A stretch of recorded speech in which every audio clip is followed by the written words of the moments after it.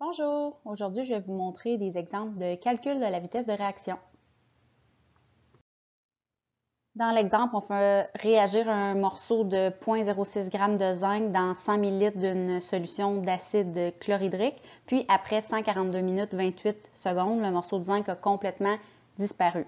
Pour trouver la vitesse d'une réaction, on doit se concentrer soit sur la variation de réactif, sur la variation de temps ou sur la variation de produit avec la variation de temps. Puis ça dépend des données qu'on a. Donc, dans l'exemple ici, on nous parle du zinc qui est un réactif, puis on nous parle aussi de l'acide chlorhydrique qui est un réactif. Donc, notre formule de vitesse va être la variation des réactifs sur la variation du temps.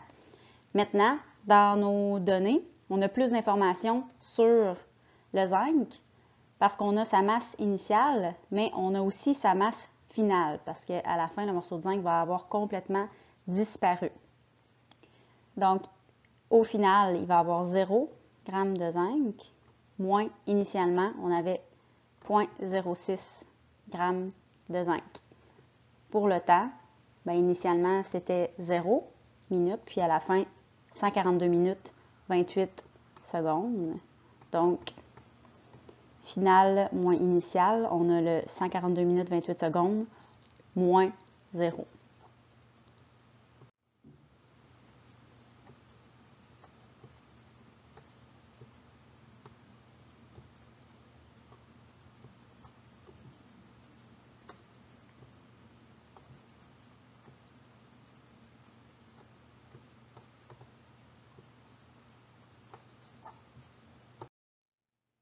Maintenant, il ne reste plus qu'à inscrire la formule de vitesse, mais spécifique au problème. Donc, la vitesse de réaction du zinc est égale à la variation de masse du zinc sur la variation de temps, puis tout ça en valeur absolue parce que c'est toujours en valeur absolue.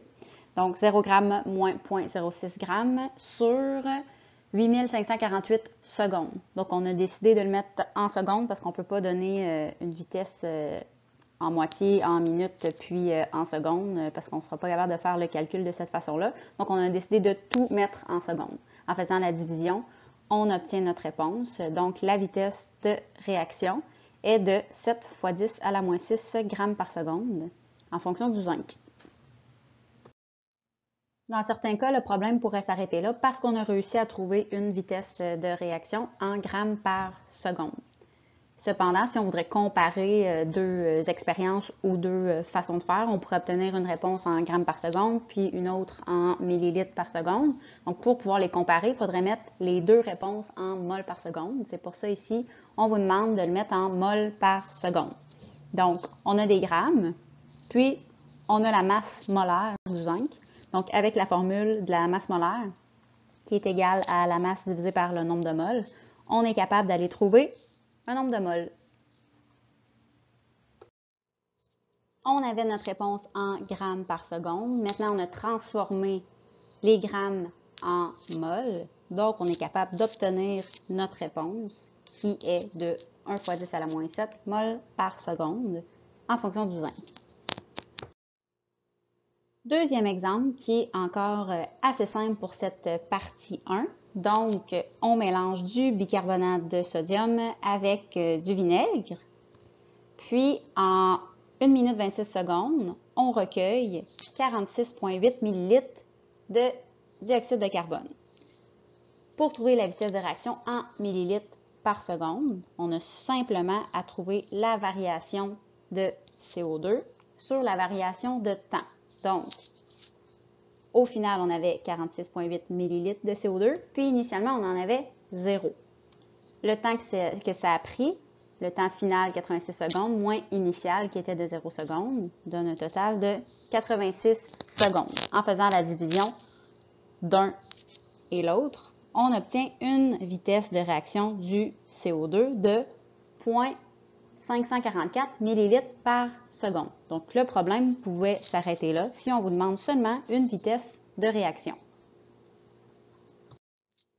Cette réponse-là est bonne, sauf si on vous demande de trouver cette même vitesse de réaction en mol par seconde. Tantôt, c'était plus simple parce qu'on avait seulement à transformer un nombre de grammes en mol à l'aide de la masse molaire. Tandis que là, ici, on doit remplacer des millilitres en mol. Donc, c'est pour ça que ça devient un petit peu plus compliqué.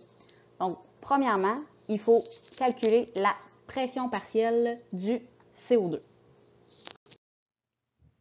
Pour la suite du calcul, on va donc utiliser la formule PV est égal à nRT. Donc, on doit aller chercher chaque variable. On va commencer par P, la pression. Donc, on veut la pression partielle du CO2. On a recueilli le CO2 par déplacement d'eau. Donc, on va aller soustraire la pression partielle de l'eau pour qu'il reste seulement la pression partielle du CO2. Donc, la pression partielle de l'eau, c'est 2,64 kPa.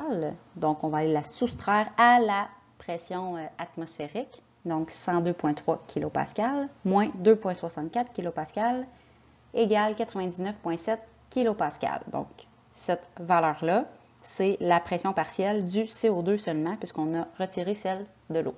Maintenant, on va aller transformer le volume du CO2 en mol. Nous avons 46,8 ml de CO2 qui a été recueilli.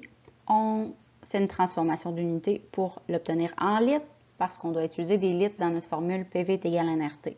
Donc, voici le V. Ensuite, notre température, on doit la transformer en Kelvin pour pouvoir l'insérer dans la formule. C'est notre T.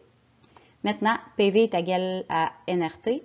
Il nous reste seulement à isoler notre valeur N, qui est le nombre de moles, et on obtient une réponse de 1,90 fois 10 à la moins 3 mol. On a maintenant deux valeurs pour avoir une variation du nombre de moles, puis deux valeurs de temps. Donc, on est capable de trouver la vitesse de réaction en fonction du CO2. Donc, au final, on avait 1,90 fois 10 à la moins 3 mol de CO2 qui a été recueilli. Puis, initialement, il y en avait 0, donc moins 0. Puis, pour la variation du temps, initialement, le temps était à 0. Et tout ça a pris 86 secondes, donc 86 moins 0. On obtient une variation de temps de 86 secondes. En faisant la division de 1 par l'autre, on obtient une réponse avec les unités voulues. Donc, la vitesse de réaction est de 2,2 fois 10 à la moins 5 mol par seconde, en fonction du dioxyde de carbone. Le problème continue. Donc, on a notre réponse en mol par seconde, mais ici, on nous demande de trouver cette même réponse-là en mol par litre fois seconde. Donc, pour convertir cette vitesse en mol par litre par seconde, on doit tout d'abord trouver une concentration, parce que notre concentration sera en mol par litre. Comment on calcule la concentration? C'est avec la formule C est égal à N sur V. Donc, on a déjà notre nombre de moles, on a déjà notre volume. En faisant la division d'un par l'autre, on obtient une concentration. Donc, on a réussi à transformer notre nombre de moles de la question précédente en concentration. Maintenant, pour trouver la vitesse de réaction, on a seulement à trouver la variation de concentration en fonction du temps. Initialement, la concentration de CO2 était à 0 mol par litre. Il n'y en avait pas. Et au final, elle était à 0,0406 mol par litre. Donc, on a nos deux valeurs pour la concentration de CO2. Puis, comme tantôt, on a nos deux valeurs de temps. Donc, initialement 0 secondes, à la fin 86 secondes. Donc, 86 moins 0, ça nous donne une variation de temps de 86 secondes. Quand on divise l'un avec l'autre, on obtient 4,72 fois 10 à la moins 4 mol par litre fois seconde. Donc, on a réussi à transformer une vitesse en millilitres par seconde. Ensuite, on l'a retransformé en mol par seconde. Puis maintenant, on l'a retransformé une dernière fois en mol par litre fois seconde. Donc, c'est trois façons, en fait, d'obtenir la même vitesse de réaction. Donc, c'est toujours la même réponse, c'est seulement les unités qui changent. Donc, ça dépend toujours de la question, de qu'est-ce qu'on cherche. Mais rappelez-vous que pour comparer des vitesses de réaction entre deux expériences différentes, par exemple, on va s'assurer que ce soit en mol par seconde ou en mol par litre seconde. Dans ce dernier exemple, on dépose un morceau de 10 g de craie dans de l'acide chlorhydrique, puis on forme de l'eau, du dioxyde de carbone, puis du dichlorure de calcium. Dans ce cas-ci, on donne déjà la vitesse de réaction du carbonate de calcium, qui est de 6,3 fois 10 à la moins 4 moles par seconde. Puis, on veut savoir la masse de la craie après 1 minute de réaction. Donc, ce n'est pas à la fin de la réaction complète, comme dans les problèmes précédents. On arrête le temps à 1 minute, puis on repèse la craie. On veut savoir combien il y en a à ce moment-là. Donc, qu'est-ce qu'on recherche? Numéro 1, la masse finale de la craie. Quelles sont les données du problème? Donc, j'ai la masse initiale de la craie. Je n'ai pas sa masse finale. J'ai sa vitesse de réaction en moles par seconde. Puis, j'ai ma variation de temps. J'ai 2 données pour le temps initial qui est de 0 secondes, puis le temps après 60 secondes. Quelle formule allons-nous utiliser? On va regarder nos données initiales. Donc, on a une vitesse, on a aussi une variation de temps, puis on cherche un nombre de moles qu'on va pouvoir remplacer en grammes par la suite. Donc, on va utiliser la formule variation du nombre de moles sur la variation du temps qui va nous donner une vitesse. Donc, premièrement, je peux remplacer V par ma donnée initiale, donc ma vitesse de réaction. Je peux remplacer delta T par ma variation de temps qui est de 60 secondes. En les multipliant ensemble, on obtient un nombre de moles, donc on obtient delta N. Maintenant, on est capable d'aller remplacer delta N pour pouvoir le transformer en grammes. Maintenant, avec la formule grand M est égal à M sur M, je vais pouvoir remplacer mes données pour aller trouver la masse de craie qui a réagi. Donc, j'ai grand M qui est ma masse molaire de ma craie, j'ai N qu'on vient de trouver, le nombre de moles qui a réagi, et je peux isoler M, donc je vais aller multiplier la masse molaire de la craie par le nombre de moles. Le 3,8, c'est la masse de craie, qui est du carbonate de calcium, qui a réagi. Dernière étape, pour connaître la masse finale de la craie, on doit faire une soustraction. Parce que initialement, j'avais 10 grammes de craie, puis j'ai 3,8 grammes de craie qui a réagi. Donc, en faisant la soustraction des deux, j'obtiens la masse de craie qui n'a pas réagi encore, parce qu'on se rappelle que c'est après 1 minute, on veut savoir combien il reste de craie. Donc, réponse finale, il restera 6,2 grammes de craie, donc de carbonate de calcium, après 1 minute.